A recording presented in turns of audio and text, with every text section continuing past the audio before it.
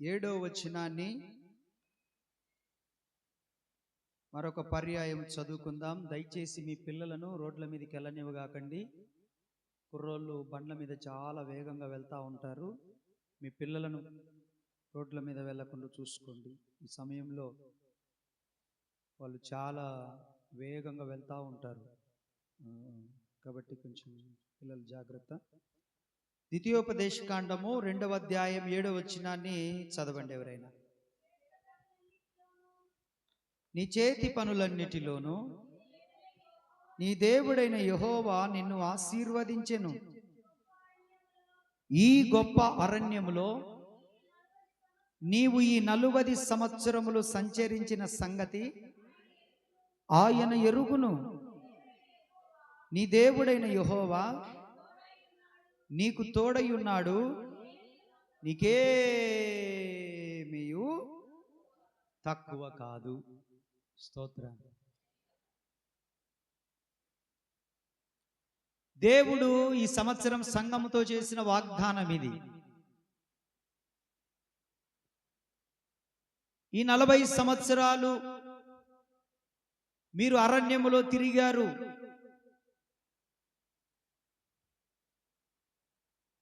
అరణ్యములో అనుభవాలు, ఎన్నో రకాలైన అనుభవాలను ఎదుర్కొన్నారు. అరణ్యపు అనుభవాలు ప్రమాదకరమైనవి. అరణ్యములో నీటి ఊటలు దొరకవు. అరణ్యములో సహాయము దొరకదు. అరణ్యములో అనారోగ్యం వస్తే స్వస్థత దొరకదు. అరణ్యములో దుష్ట మృగాలుంటాయి, క్రూర మృగాలుంటాయి. అరణ్యములో ప్రతి అడుగు ప్రమాదముతో కూడిన అడుగే. అరణ్య ప్రయాణము ప్రమాదకరమైనది. అరణ్య యాత్ర చేశారు ఇన్ని సంవత్సరాలు మీరు. ఒక్కొక్కసారి ఆకలి, ఒక్కొక్కసారి కొరత, ఒక్కొక్కసారి యుద్ధాలు, ఒక్కొక్కసారి పోరాటాలు. కన్నుచూపు మేరలో ఆశలే లేని, నిరీక్షణే లేని, ఆశపడ్డానికి ఏమి కానరాని అగాధమైన చీకటి ప్రయాణం చేశారు. మీరిక తిరిగిన కాలము చాలు. మీరు ఉత్తర దిక్కుకు తిరగండి. ఉత్తర దిక్కు అనగా మహారాజు పట్టణం. మహారాజు పట్టణం అనగా యేసు క్రీస్తు యొక్క మందిరం. దేవుడు అంటున్నాడు, నీవు అరణ్యంలో తిరిగావు, రకరకాలైన పరిస్థితులు ఎదుర్కొన్నావు. ఇక చాలు. ఇప్పుడు నేను నిన్ను నా మందిరములోనికి తీసుకొని వచ్చి నా మందిరములో ఉన్న సమృద్ధి చేత నేను నిన్ను ఆశీర్వదించాలనుకుంటున్నాను. దానికి ముందుగా నేను నీకు తోడుగా రావాలి అంటూ నీ దేవుడైన యెహోవా నీకు తోడై ఉన్నాడు. ఈ సంవత్సరములో 2026 సంవత్సరములో మనకు తోడై ఉన్నాడు, నీకు తోడై ఉన్నాడు, నీ కుటుంబానికి తోడై ఉన్నాడు. ఆయన ప్రామిస్ చేస్తున్నాడు. పోయిన సంవత్సరములో వచ్చిన కరువు ఈ సంవత్సరంలో నీకు ఇక రాదు.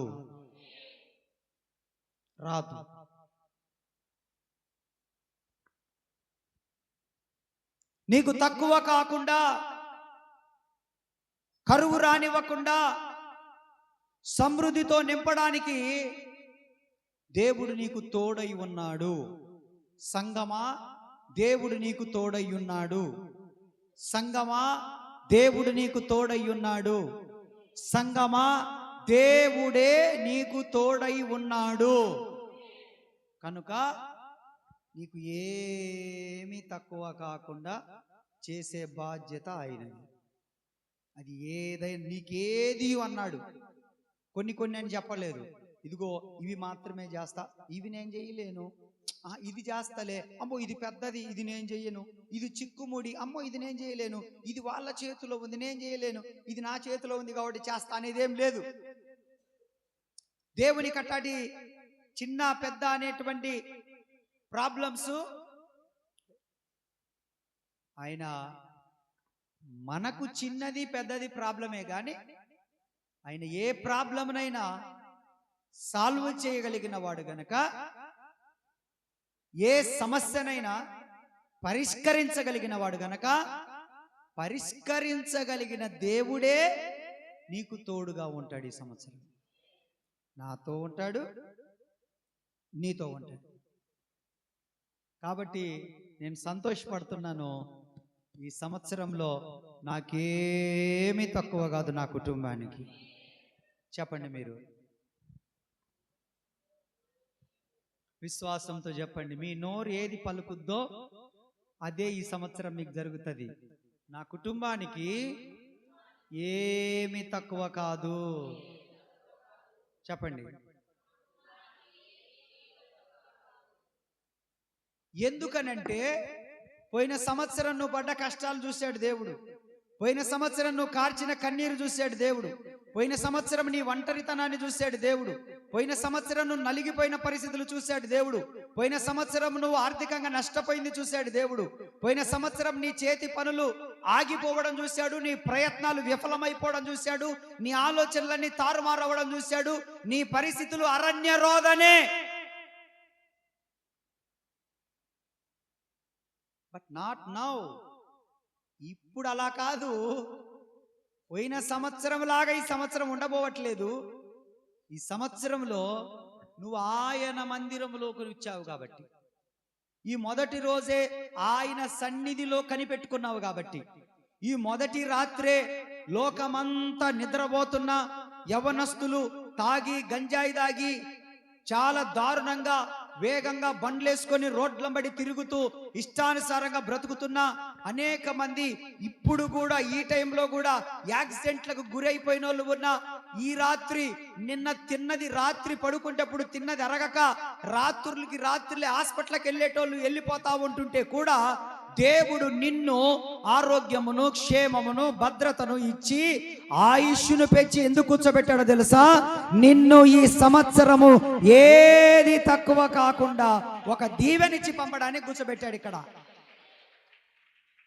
నీకంటే గనులు, నీకంటే అందచందము కలిగిన వారు, నీకంటే ధనము కలిగిన వారు, బలము కలిగిన వారు, బంధుత్వం కలిగిన వారు, నీకంటే ఆస్తిపరులు ఐశ్వర్యవంతులు, నీకంటే విద్యావేత్తలు పండితులు, నీకంటే గొప్ప గొప్ప వంశం అని పేరు పెట్టుకున్న వారు ఈ రోజు ఎక్కడ దేవుని సన్నిధిలో లేరు. గాని అల్పులమైన మనల్ని ఏదో ఒక పని నిమిత్తం ఏర్పరచుకున్నాడు గనక దేవుడు మనల్ని 65వ కీర్తన 11వ వచనం ప్రకారం 65వ కీర్తన 11వ వచనం ప్రకారం 65వ కీర్తన 11వ వచనం ప్రకారం దేవుడు ఈ రోజు దీవిస్తున్నాడు.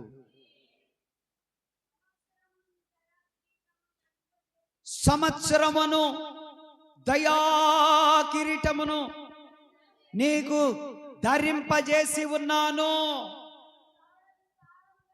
కనపడతా ఉంది, నీ కార్యములు కనపడతా ఉన్నాయ్యా. చూడండి చూడండి, నా వైపు చూడండి. సంవత్సరం అనే దయా కిరీటం. చెప్పండి, దయా కిరీటం అని అంటే ఆయుష్. చెప్పండి, ఏం పెంచాడు దేవుడు? ఏం పెంచాడు?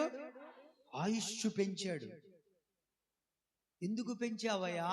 నా వల్ల నీకు ఏం ఉపయోగమయ్యా? నేనేమైనా పనికొస్తానయ్యా నీకు అనంటే దేవుడు అంటున్నాడు, నీతో ఇంకా పని ఉంది అని అన్నాడు ప్రభు. నీతో నీతో నీతో మీతో ప్రభు అన్నాడు, ఇంకా మీతో పని ఉంది, ఇంకా మీ సంవత్సరములు నిండలేదు. మనకు తెలియదు ఏం పని ఉందో. దేవుడు అంటున్నాడు, అయ్యా ఎందుకు ఈ సంవత్సరం కూడా నన్ను ఉంచావని అడిగితే, నీతో పని ఉంది, నీకు మరొక అవకాశం ఇస్తున్నా, నీ జీవిత దినములు పొడిగిస్తున్నా. అందుకు బతిమలాడతాడు దావీదు. అంటాడు, అలాగైతే నా జీవిత దినములన్నీ కృపా ఫిల్ ఇన్ ద బ్లాంక్, కృపాక్షేమములే. దీవించుకోండి మీకు మీరు. నా బ్రతుకు దినములన్నీ కృపాక్షేమములే నా వెంట వచ్చునుగాక. నా బ్రతుకు దినములన్నీ కృపాక్షేమములే. దీవించుకోండి మీకు మీరు. నా బ్రతుకు దినములన్నీ కృపాక్షేమములే నా వెంట వచ్చునుగాక. అయితే మనం ఏం చేయాలనో తెలుసా? చిరకాలము నేను యెహోవా మందిరములో నివాసము చేసేదను. కూడా చెప్పట్ల, అది మ్యాటర్. చూడండి నా వైపు. ఈ దీవెన రావాలంటే ఈ వాగ్దానం దేవునితో చేయాలి. నువ్వు కొద్దిసేపట్లో నీతో దేవుడు చేస్తాడు, ఓకే. ఈ దీవెన రావాలంటే నువ్వు ఈ వాగ్దానం చేయాలి. ఏమని? చిరకాలము నేను నీ మందిరములో నివాసము చేస్తాను. ఎందుకు నివాసం చెయ్యాలి? 92వ కీర్తన. ఎందుకు నివాసం చెయ్యాలి?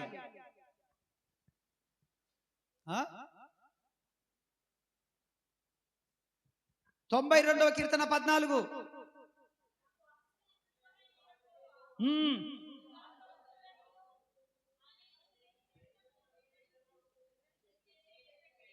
పన్నెండు 13 చదవండి. యెహోవా మందిరములో నాటబడిన వారు మన దేవుని ఆవరణములో కొట్టోగా. అది మ్యాటరు. నా బ్రతుకు దినములన్నీ కృపాక్షేమాలే నా వెంట రావాలనంటే దావీదు అంటున్నాడు, నేను చిరకాలము యెహోవా మందిరములో నివాసము చేస్తానని వాగ్దానం చేస్తున్నాడు. ఏముందయ్యా దావీదు మందిరంలో, ఏముందయ్యా అని అడిగితే ఆయన అంటున్నాడు, యెహోవా మందిరంలో నాటబడితే వారు వర్ధిల్లుతారని చెప్తా ఉన్నాడు ఆయన. ఆమేన్, ఆమేన్, ఆమేన్. నాటబడండి దేవుని మందిరములో. ఇది కంచె కలిగిన తోట, సత్తువ కలిగిన సంఘము. ఉన్నతమైన ఉపదేశాలు దొరుకుతాయి ఇక్కడ, స్వస్థతలు దొరుకుతాయి ఇక్కడ, ఆధ్యాత్మిక ఎదుగుదల దొరుకుతుంది, ఆధ్యాత్మిక పరిపక్వత దొరుకుతుంది, ఆధ్యాత్మిక స్థిరత్వం దొరుకుతుంది, ఆత్మ సంబంధమైన సత్యమైన వాక్యం ఇక్కడ వినపడతా ఉంది. ఇక్కడ అల్లరికి తావు లేదు, చిల్లర మాటలకు తావు లేదు, పిట్ట కథలకు తావు లేదు. ఇక్కడ కేవలము జీవము కలిగిన దేవుని వాక్యమే బయలు వెళ్తా ఉంది, బయలు వెళ్తా ఉంది. అటువంటి అద్భుతమైన చోటు ఒలీవ ప్రార్థనా మందిరము. హల్లెలూయా. ఎవరైతే నాటబడతారో, ఈ ఒలీవ ప్రార్థనా మందిరములో ఎవరైతే నాటబడతారో, ఎవరైతే ఈ కంచె కలిగిన తోటలోనికి వస్తారో, ఎవరైతే ఈ సత్తువ కలిగిన సంఘములో స్థిరపడతారో, ఎవరైతే ఈ ఉన్నతమైన ఉపదేశానికి లోబడతారో, దీనికి అంటు కట్టుకొని ఉంటారో, దేవుడు అంటా ఉన్నాడు, ఈ సంవత్సరం వారు వర్ధిల్లబోతా ఉన్నారు, వర్ధిల్లబోతా ఉన్నారు, వర్ధిల్లబోతా ఉన్నారు. అందుకే అంటున్నాడు, నీ దేవుడైన యెహోవా నీకు తోడై ఉన్నాడు. నీకేమి నీకేమి నీకేమి చెప్పండి వాగ్దానం అంతా.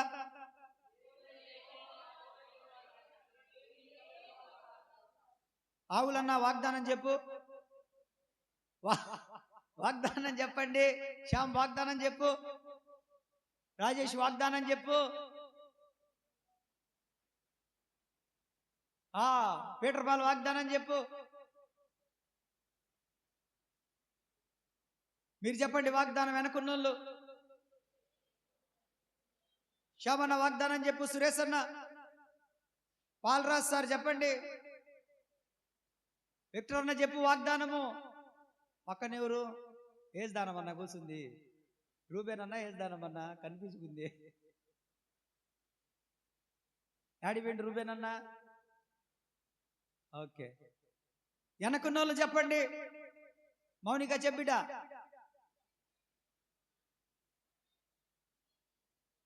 వెనక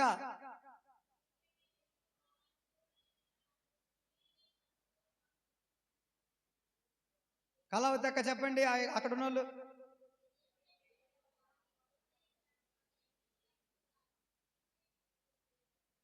దార్లా చెప్పండి.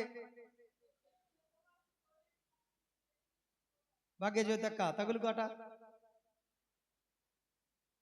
చెప్పండి. మీరు చెప్పండి. ఇప్పుడు అందరు చెప్పండి ఒకసారి. Very good. నీకేమీ తక్కువ కాదు. నేను చెప్తున్నాను దేవుని పక్షాన. దేవుడు నీకు వాగ్దానం ఇచ్చాడు, నా ద్వారా చేయించాడు. అదంతే. నీకు ఈ సంవత్సరం సమృద్ధి. మీరు అనుమానపడాల్సిన పని లేదు. దేవుని సేవకునిగా దేవుని దగ్గర నుంచి పొందుకొని, ఈ ఆత్మాభిషేకాన్ని పొందుకొని, ఈ ప్రత్యక్షను పొందుకొని, ఇన్ని రోజులు దాని మీద పొదిగి పొదిగి పొదిగి పొదిగి పొదిగి పొదిగి ప్రతిరోజు దాని కొరకు ప్రార్థన చేసి, దాని మీద పొదిగి పొదిగి పొదిగి పొదిగి పొదిగి ఈ రోజు నీకు రివీల్ చేస్తున్నాను. నీ దేవుడైన యెహోవా ఈ రోజు నుంచి నీ కుటుంబానికి, నీ బిడ్డలకు, నీ కలిగిన సర్వ సంపదకు, నువ్వు సంపాదించుకున్న దానికి అన్నిటకు తోడై ఉన్నాడు. నీకేమీ తక్కువ కాదు. ఈ సంవత్సరం తక్కువ కాదు, కానివ్వడు. ఆయన కానివ్వడు. ఎందుకనంటే నువ్వు యెహోవా మందిరంలో నాటబడ్డావు. నువ్వు ఎక్కడ నాటబడ్డావు? యెహోవా మందిరములో నాటబడిన వారందరూ వర్ధిల్లుదురు. లెబానోను పర్వతం మీది దేవదారు వృక్షము వలె. స్తోత్ర, హల్లెలూయా. హెర్మోను మీద మంచు వలె. స్తోత్ర. సియోనులో నుండి యెహోవా ఈ సంవత్సరము మీకు సమృద్ధి కలగ చేయబోతా ఉన్నాడు. చెట్టునకు మంచు ఉన్నట్లు, తామర పుష్పం వికసించున్నట్లు నీవు అభివృద్ధి చెందబోతా ఉన్నావు. అదే దేవుడు చెప్తా ఉన్నాడు. నీ కుటుంబాన్ని ఎలా మార్చబోతున్నాడో తెలుసా? అరణ్యములాగా ఉన్న నీ కుటుంబాన్ని. యెషయా గ్రంథం 51:3. అరణ్యము రోదనతో ఉన్న నీ కుటుంబాన్ని, నీ వ్యక్తిగత జీవితాన్ని, నీ కుటుంబ పరిస్థితులను ఈ సంవత్సరంలో దేవుడు ఎలా చేయబోతున్నాడో విను. దేవుడు నిన్ను ఆదరించుచున్నాడు. దాని పాడైన స్థలములను ఆదరించి, దాని అరణ్య స్థలములను కూడా, అరణ్య స్థలములు ఏదేనులాగా మారబోతా ఉన్నాయి. కన్నీటి జీవితాలు నాట్యముగా మార్చబడబోతా ఉన్నాయి. చీకటి బ్రతుకులు వెలుగులోనికి రాబోతా ఉన్నాయి. ఆర్థిక ఇబ్బందుల నుంచి దేవుడు ఫైనాన్షియల్ ఫ్రీడమ్ తీసుకొని రాబోతా ఉన్నాడు ఈ సంవత్సరంలో. సంగమా, నేను నీకు ప్రవచన రూపంలో చెబుతా ఉన్నాను. ఆర్థిక సంబంధమైన దీవెనతో వెళ్ళబోతా ఉన్నావు. ఈ రోజు నువ్వు నింపబడుతున్నావు. ఈ రోజు నువ్వు నింపబడుతున్నావు. ఈ రోజు నువ్వు ఆర్థిక సంబంధమైన దీవెనతో నింపబడుతున్నావు. పిల్లలు మొదలుకొని పెద్దల వరకు కూడా ప్రతి కుటుంబం ఆర్థిక సంబంధమైన దీవెన దీవెన దీవెన దీవెన దీవెన కలుగునుగా కేస్తున్నాము. ఫైనాన్షియల్ బ్లెస్సింగ్ ఈ సంవత్సరం నీకు మైటీలీ. ఆమేన్. దేవుడు వాగ్దానం చేశాడు. ఎండిపోయింది అనుకున్నావా? అయిపోయింది అనుకున్నావా? త్రోసివేయబడ్డాను అనుకున్నావా? చీత్కరించబడ్డాను అనుకున్నావా? తృణీకరిస్తున్నారు నన్ను అనుకున్నావా? నన్ను అసలు ఎవరు గుర్తించట్లేదు అనుకున్నావా? నేనెవరికి పనికి రావట్లేదు అనుకున్నావా? దేవుడు నీ జీవితాన్ని ఏదేను తోట వల్లే మలచుకొని దేవుడు నిన్ను వాడుకోబోతా ఉన్నాడు. నేను కదా మాట్లాడుతుంది, పరిశుద్ధాత్మ దేవుడు అక్కడ మాట్లాడుతున్నాడు. సియోను నిన్ను ఆదరిస్తా ఉన్నాడు. నిన్ను ఆదరిస్తున్నాడు. బిడ్డ, ఎందుకు భయపడుతున్నావురా? రాత్రులలో మంచం మీద పడుకొని దుప్పటి మూసుకేసుకొని ఏడ్చి ఏడ్చి ఏడ్చి నిద్రపోయిన రాత్రులు. ఎందుకు భయపడుతున్నావు బిడ్డ? నువ్వు నేను తోడుగా లేననుకుంటున్నావా? నీ మంచం కన్నా కూర్చొని నేను అంటున్నాడు ప్రభు. ఎందుకు భయపడుతున్నావు? ఒంటరిగా ప్రయాణం చేస్తూ ఒక్కడివి కుమిలిపోతా ఉన్నావు. ఏంది నాకు ఈ కష్టం, ఏంది నాకు ఈ కర్మ, నా తలరాత ఇంతే, నాకే ఎందుకు ఇలా జరుగుతుందని బాధపడుతున్నావా? దేవుడు అంటా ఉన్నాడు, ఆ సమయంలో కూడా నేను నీతో పాటే వచ్చాను, ఆ సమయంలో కూడా నీతో పాటే ప్రయాణం చేశాను. అయితే ఆ జీవితాన్ని ఈ సంవత్సరంలో మారుస్తున్నాను. ఆ జీవితాన్ని, ఆ బ్రతుకును ఈ సంవత్సరంలో turn into the Joy. Your sorrows will be turn into the. ఎలా మలచబడబోతున్నాయి?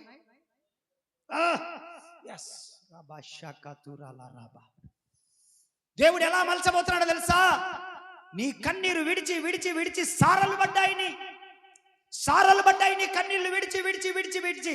అన్యాయంగా నేను వాళ్ళకు ఇచ్చాను, అన్యాయంగా నేను వాళ్ళకు చేశాను, నా సొమ్మంతా తీసుకొని వాళ్ళకు పెట్టాను, పాపం పాపం పాపం అనుకొని పెట్టుకుంటే ఈ రోజు సమయానికి నాకు ఇవ్వడం లేదు, నేనే అప్పుల పాలయ్యాను అని దిగాలు పోతున్నావా?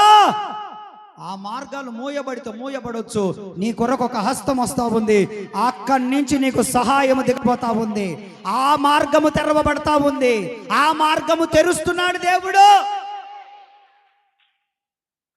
మనుష్యులు మూసిన తలుపులు నా కొరకు తెలచినవి అనేకము. మనుష్యులు మూసిన తలుపులు నాకై నీవు తెరచినవి యజమానుడా.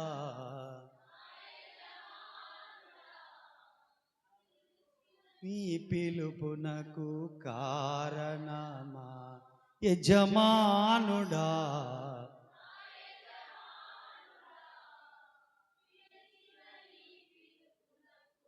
నీ పిలుపు వలన నేను నశించిపోలేదు, నీ ప్రేమ ఎన్నడు నన్ను నీ కృప కాచుట వలన జీవిస్తున్నాను. నీ ప్రేమ, నీ కృప కాచుట వలన, నీ ప్రేమకు. మనుషులు మూసిన తలుపులు నాకై నీవు తెరచినవే.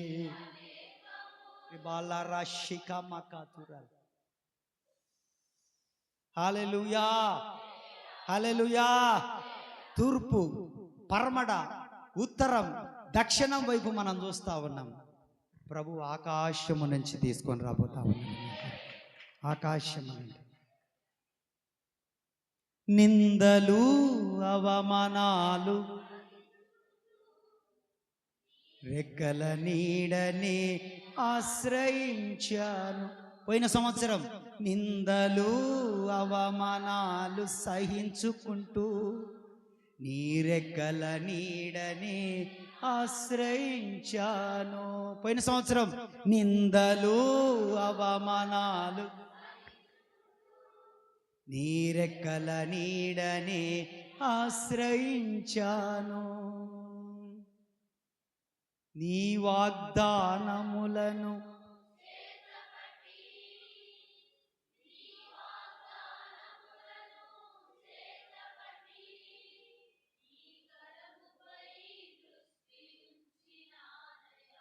దేనిపై దేనిపై దేనిపై దేనిపై? మనుషుల చేతి వైపు కాదు, దేవుని చేతి వైపు చూడు. అద్భుతాలు జరగబోతా ఉన్నాయి, అద్భుతాలు జరగబోతున్నాయి. నేను అటే చూస్తా ఉన్నాను, మిమ్మల్ని అటే తిరగమని చెప్తా ఉన్నాను.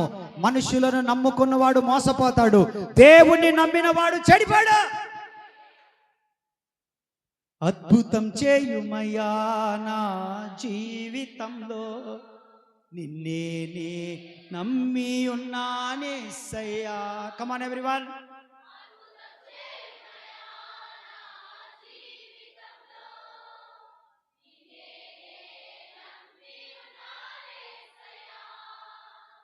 నేనే నమ్మును,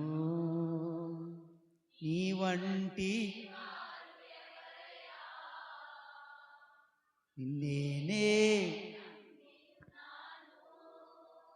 నీ వంటి దేవుని వంటి వారు ఎవరు లేరు. యేసు వంటి వారు ఎవరు లేరు. ఆ సృష్టికర్త వంటి వారు ఎవరు లేరు. దేవుడు అంటా ఉన్నాడు, నిన్ను వెలివేసిన, నిన్ను హింసించిన, నిన్ను అవమానపరిచిన, నిన్ను దుఃఖపరిచిన, నిన్ను ఏ గతి నువ్వు ఏ పరిస్థితిలో నువ్వున్నా దేవుడు అంటున్నాడు, ఓ సియోను, ఓ సంగమా, నేను నిన్ను ఆదరించుచున్నాను. ఒక తల్లి ఏ విధంగా తన బిడ్డను ఒడిలో కూర్చోబెట్టుకొని చంకనెత్తుకుంటుందో, ఈ రోజు నిన్ను చంకనెత్తుకున్నాను. నేను భయపడద్దు, చంకనెత్తుకున్నాను. ముదిమి వచ్చు వరకు ఎత్తుకుంటాను. నేను ముసలి ప్రాయం వరకు ఎత్తుకుంటాను. నీ ఆఖరి శ్వాస వరకు ఎత్తుకుంటాను. నిన్ను విడిచిపెట్టిన వారు వచ్చి నిన్ను ఘనపరిచేంత వరకు ఎత్తుకుంటాను. ఆమె నిన్ను ఆదరించుచున్నాడు. నేను కాదు. దాని పాడైన స్థలములను, దాని పాడైన స్థలములు ఉందా మాట. పాడైన జీవితాలు, పాడైన బ్రతుకులు, పాడగట్టడానికి దగ్గరగా ఉన్న కుటుంబ కలహాలు, రకరకాలైన సమస్యలు, పాడైన జీవితాలు. జీవితం పాడు చేసుకుంటున్నారు ఈ రోజులలో. సంసారాలను పాడు చేసుకుంటున్నారు, కుటుంబాలను పాడు చేసుకుంటున్నారు. రెచ్చిపోయి, పుచ్చిపోయి, ఏదేదో మాట్లాడి ఏదేదో చేసుకుంటున్నారు కుటుంబాలను. సహనం లేదు, ఓర్పు లేదు. అందుకే దేవుని వాక్యం అన్నది, గుణవతి అయిన భార్య దొరుకుట అరుదు. అరుదంటే ఇంగ్లీష్, రేర్, తెలుగు బాత్ కరో. గుణవతి అయిన భార్య, గుణవతి అయిన భార్య దొరుకుట అరుదురా, అట్టిది ముత్యముల కంటే అమూల్యం రా. నుంచి నాకు రాదురా. అట్టిది ముత్యముల కంటే. గుణం అనేది చాలా ప్రాముఖ్యమైనది. కలర్ కాదు, మేకప్ కాదు. నల్లగున్న ఒక అక్కను మేకప్ వేసి ఇంత మందం వేసి తెల్లగా చేసింది. కానీ గుణం అట్నే ఉంటదిగా, గుణం అట్నే ఉంటది. అందుకని మనం వివాహాలు చేసుకున్నప్పుడు పై రూపాన్ని చూడకూడదు. ఏ క్యా బ్యూటీ హే అని చూడకూడదు. పోతాం, సంకనాగిపోతాం, అంతేం లేదు. బ్యూటీ నక్కోరే, లోపల క్యారెక్టర్ సైతానిక బచ్చేది అయిపోయింది. అది మొన్న 2 రోజులకు అయిపోయింది. హిందీ నేర్పించిన వీళ్ళకు కొంతమందికి అది అయిపోయింది. ఇప్పుడు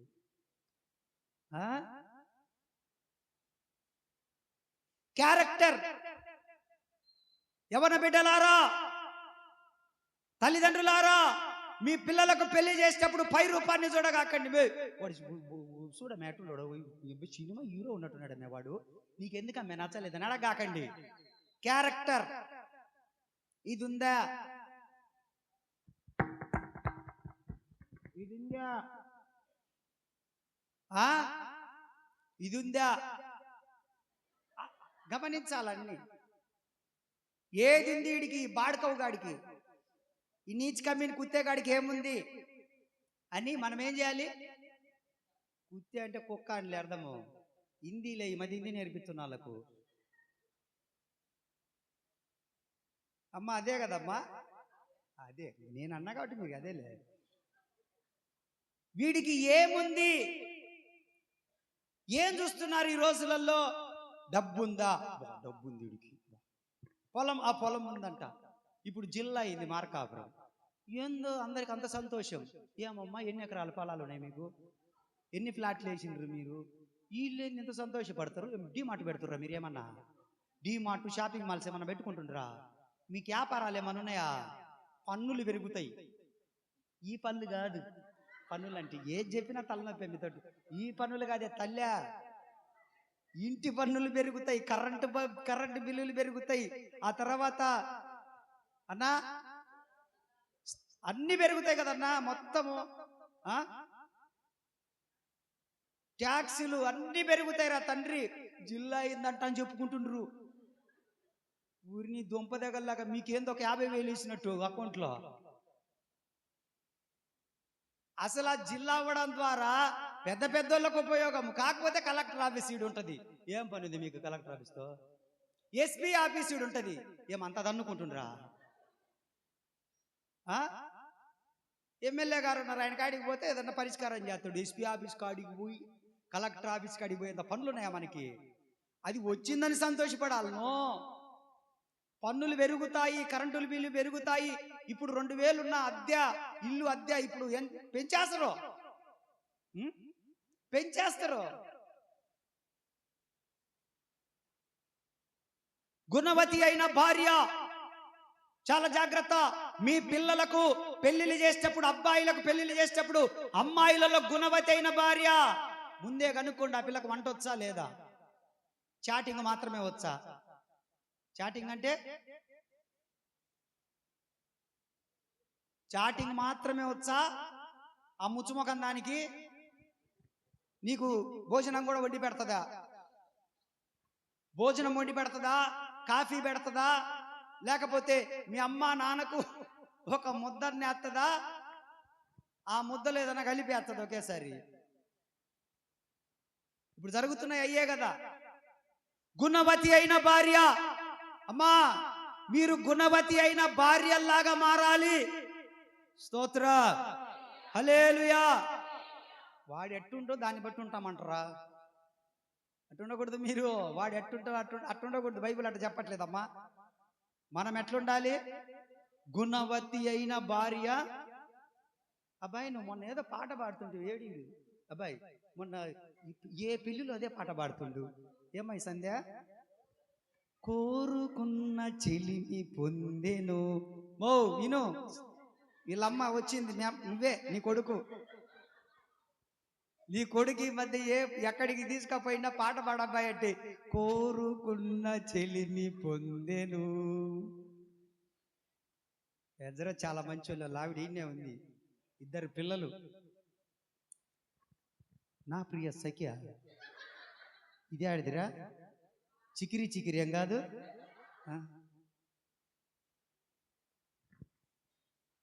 కోరుకున్న చెలిమి అనంటే క్వాలిటీస్ కలిగినది. దేవునికి స్తోత్ర. క్వాలిటీస్ ఉండాలి, దైవికమైనటువంటి క్వాలిటీస్ ఉండాలి. Praise the Lord. మన పిల్లలకు వివాహం చేసుకునేటప్పుడైనా, మనం ఇచ్చేటప్పుడైనా, పుచ్చుకునేటప్పుడైనా ఆస్తి అంతస్తులు సరే అవన్నీ పక్కన పెట్టేయండి. అసలు క్యారెక్టర్ ఏంటి? వీడు పోషిస్తాడా? తల్లిదండ్రుల మీద వేసేస్తాడా? వీడు ప్రేమగల్లోడేనా? వీడు వెనక ముందు. అందుకే పాతకాలంలో పెద్దోళ్ళు అన్నారు, పెళ్లిళ్ళు చేసేటప్పుడు అటు 7 తరాలు. ఇప్పుడు ఒక్క తరం కూడా చూడట్లే. కనీసము ఒక్క తరం, కనీసము ఒక్క తరం కూడా లేదు. అందుకే పెద్దలు చూసిన సంబంధాలు కాస్తో కూస్తో నిలబడతా ఉన్నాయి. వాళ్ళకై వాళ్ళ ఒపీనియన్. మేము ఉమెన్స్ స్వేచ్ఛ ఎక్కువ కదా, మాకి లేడీస్కి స్వేచ్ఛ ఎక్కువ. మా లిబర్టీని ఎవరు దొంగిలించకూడదు. మేము ఎలాగైనా బట్టలు వేసుకొని తిరుగుతాం. మేము ఇది మా లిబర్టీ, మా స్వేచ్ఛని. శివాజీ దొంగిలించినా ఒప్పుకోము, ఆడు దొంగిలించిన ఒప్పుకోము, ఈడు దొంగిలించిన వాళ్ళు దొంగిలి. మా ఇష్టం వచ్చిన డ్రెస్సులు వేసి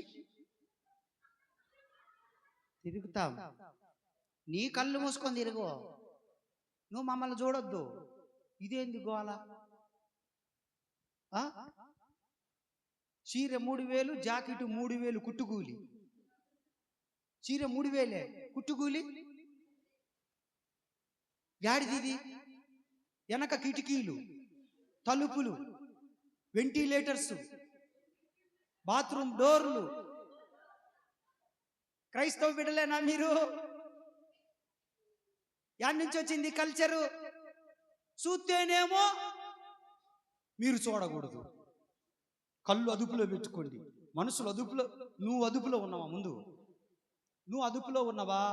ఇందాక ఒక డ్యాన్స్ చేస్తుండేడు, ఎగురుతా ఉండు, వాడి ప్యాంట్ ఈడుకుండి ఎగురుతా ఉన్నాడు. నేను చెప్దాం అనుకుంటున్నా, ఏమిరా ఇంకొక బెత్తె ఏం కుట్టించుకోకూడదా కిందికి?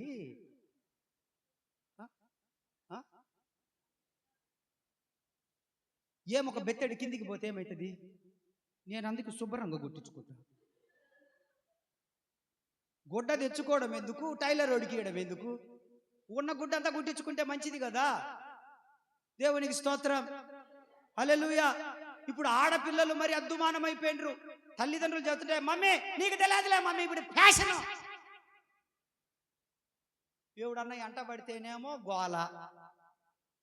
వీడు ఊరికి ఎందుకు ఎంట పడతాడు? వాడు కన్నులతో చిలికిస్తుంది కదా, కన్నులతో చిలికిస్తుంది కదా.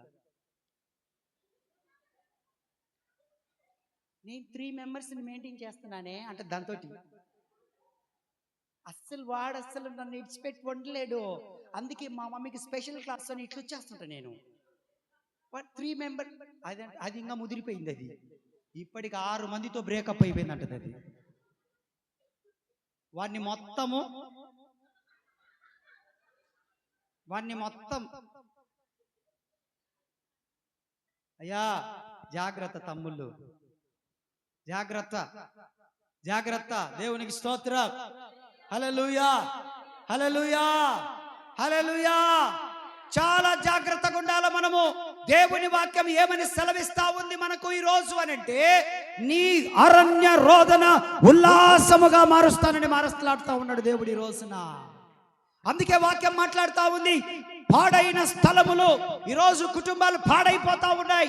ఒక క్రమము లేదు, తల్లిదండ్రుల భయం లేదు, పిల్లల భయం లేదు, భార్య అంటే భర్తకు భయం లేదు, భర్త అంటే భార్యకు భయం లేదు, సంఘం అంటే భయం లేదు, దేవుని సేవకుడు అంటే భయం లేదు, దేవుడు అంటే కూడా భయం. ఒక్కొక్కడు అంటా ఉంటుంటాడు, నేను దేవునికి కూడా భయపడను. ఏదంటే ఈ మొగోడు ఒక్కొక్క ఆమంటుంటుంది, అయ్యో అయ్యా ఇట్ట నిలబడతా నేను మాట మీద, ఇట్ట వంచలేకపోయినరు అంట. ఆమె మాటలోనే అర్థమవుతుంది ఆమె ఎంత మంచి ఆమె. పాడైపోయినాయి కుటుంబాలు, పాడైపోయినాయి జీవితాలు, పాడైపోయిన బ్రతుకులు. పిల్లలకు తల్లిదండ్రులకు సమాధానం లేదు, పిల్లలకు తల్లిదండ్రులకు మాటలు లేవు. భర్త భార్యను పిలవాలంటే పిల్లల ద్వారా పిలుస్తా ఉన్నారు. ఎంతమంది లేరు అట్టోళ్ళు? మే అమ్మను పిలు. ఏం నువ్వు పిలవలేవు అమ్మను? ఆ మే అనేది ఏదో నీ భార్య మే ఇట్లా అంటే రాదు. ఆమె ఏం మామూలుగా తిన్నదా? ఆమె 2 ఆకులు ఎగరేసింది, నిన్నే చూడు ఈ సైగలు చూడు. పాడైపోయినాయి బంధాలు, సంబంధాలు. రే మేను పిలుపో, ఆయన వింటాడు. ఆయన మెయ్యని విలువపో. ఇప్పుడు మెయ్యని విలువ అంటే ఈడే, మీ అమ్మని విలువరా అంటే ఈడు లేకపోతే ఏం చేస్తారు వీళ్ళిద్దరు?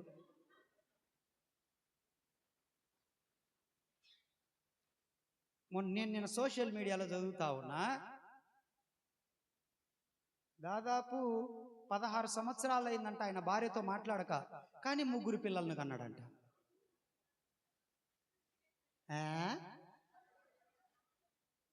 మాట్లాడడం మాత్రం మాట్లాడినంట భార్యతో, 3 పిల్లల్ని కన్నాడంట. ఏందబ్బా ఇది? చింటూ ఏమన్నా తెలుసా ఈ విషయము?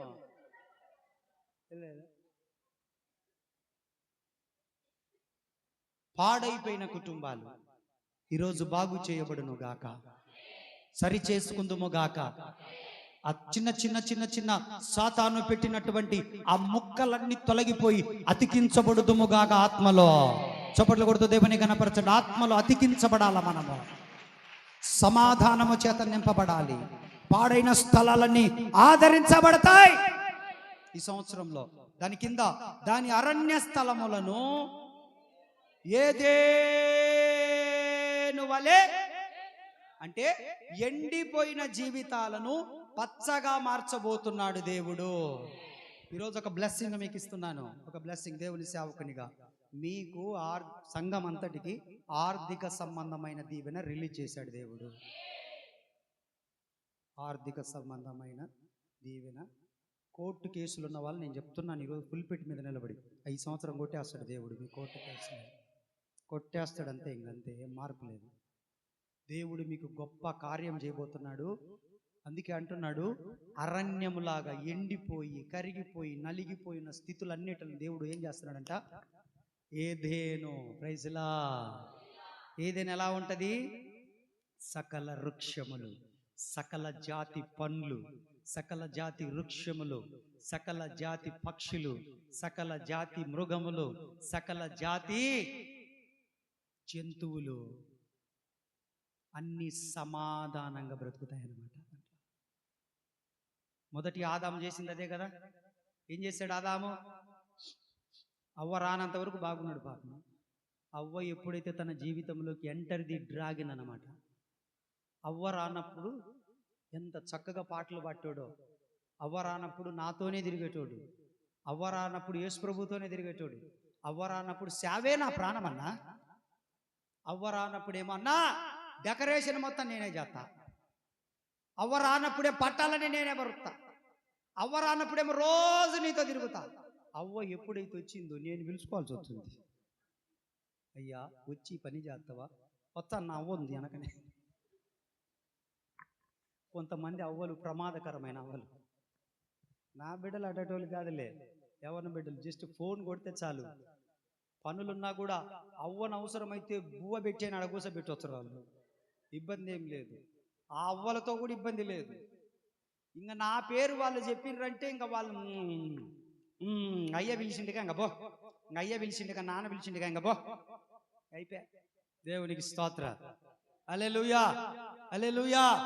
ఏదేను తోటగా మారిపోవాలి మన ఇల్లులో, సమాధానమైన గృహముగా మారిపోవాలి. ఈ అవ్వమ్మ రానంత వరకు ఈ ఆదాము పరిస్థితి చాలా బాగుంది. అవ్వ వచ్చింది, కొంచెం పొరపాటు చేసింది, కుటుంబం ఏమైపోయింది? గందరగోళం అయిపోయింది. తోటలో నుంచి దేవుడు పంపించేశాడు.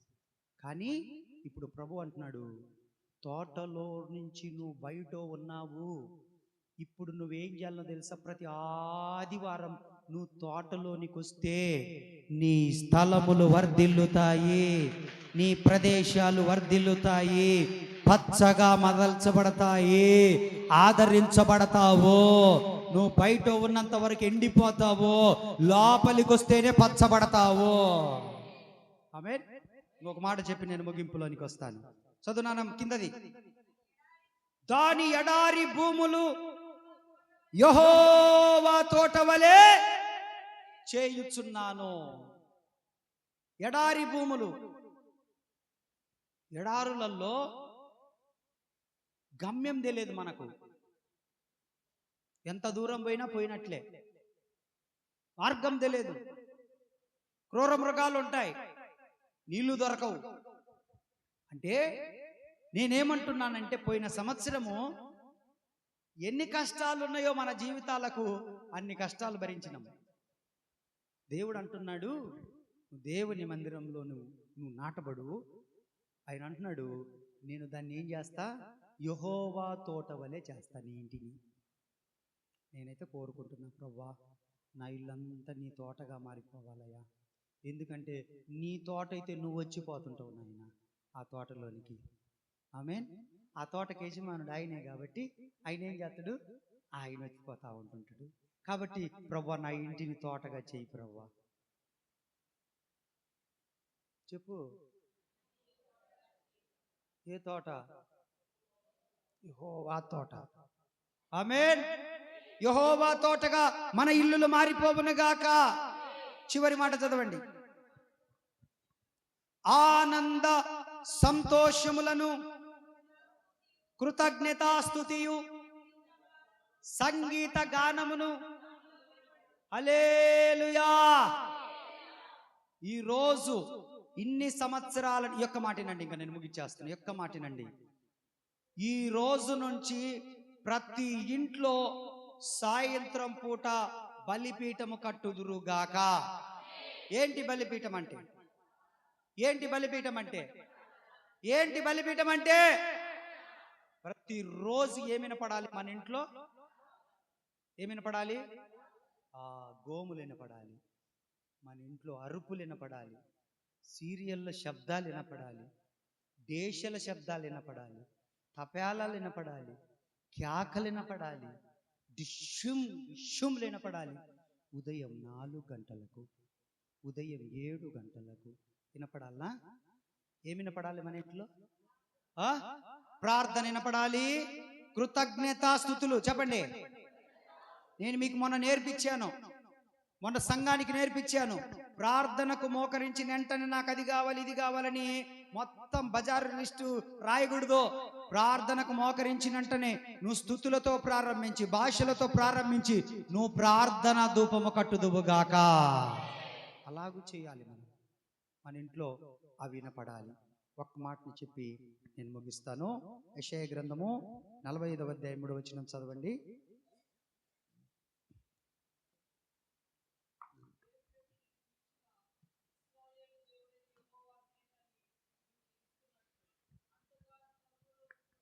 అంధకార స్థలములలో ఉంచబడిన నిధులను, రహస్య స్థలమున మరుగైన ధనమును, ప్రైజ్ ది లార్డ్, హల్లెలూయా. అంధకార స్థలములలో ఉంచబడిన నిధులను, మరుగైన ధనములను ఈ సంవత్సరం, అందుకే చెప్తున్నాను, మీ అందరికీ నాకు ఆర్థిక సంబంధమైన దీవెనిచ్చాడు ప్రభు. మీరు ఎలా అంటోళ్ళన్నా కానీ నాకు సంబంధం లేదు. ప్రభు ఇచ్చాడంటే ఇచ్చేస్తాడు అంతే. మీరు దాన్ని నిలబెట్టుకుంటారా పోగొట్టుకుంటారా అది మీ ఇష్టం. అది ఆయన రాజ్యంలో మీరు అందరు ఉన్నారు. మీ అందరికీ ఆ ఆశీర్వాదం ఇచ్చాడు. ఆ ఆశీర్వాదం ఎప్పుడు పనిచేస్తుందంటే ఆయన మందిరములో నాటబడినప్పుడు. ఎక్కడ? ఆయన మందిరంలో ఉండాలా, ఆయన మందిరానికి వస్తూ ఉండాలి. నాటబడినప్పుడు ఆయన ఏం చేస్తాడంటే, ఇదిగో బిడ్డ అని చెప్పి దేవుడు మనకు ఆర్థిక సంబంధమైన ఆశీర్వాదమును అనుగ్రహిస్తాడు. కాబట్టి దేవుడు మనతో ఏ వాగ్దానం చేశాడు?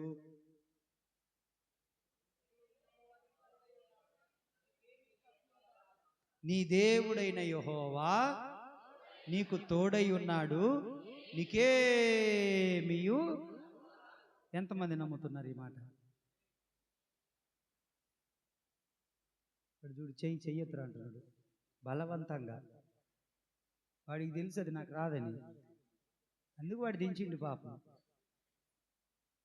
సరేలే, పక్కనోడన్నా వాడిని పైకి లేపురా అంటే వాడి విశ్వాసం అన్న ఇడికి పనిచేస్తుంది. తప్పులేదు. ఎంతమంది నమ్ముతున్నారు? నేను నమ్ముతున్నాను బలంగా. ఈ సంవత్సరం నా కుటుంబం ఫైనాన్షియల్గా దీవించబడుతుంది. ఫైనాన్షియల్గా,